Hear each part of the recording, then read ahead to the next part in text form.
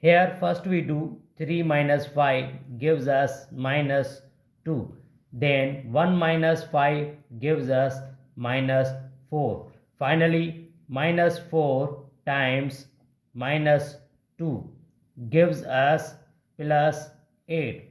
But this answer absolutely wrong, because according to order of operation first we do parenthesis, then exponent, then multiplication or division, finally addition or subtraction. Remember that in multiplication and division have a equal priority. Always work from left to right. Same applies addition and subtraction.